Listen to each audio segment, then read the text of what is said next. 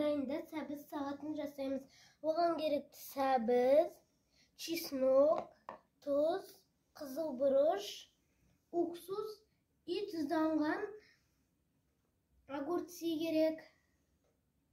Морковты осылай чорпыдан өткізіп аламыз.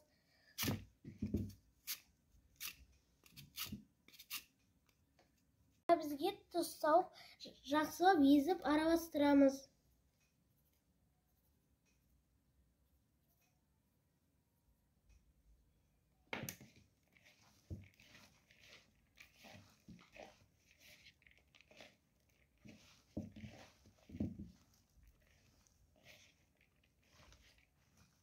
Нокты осылай турап аламыз.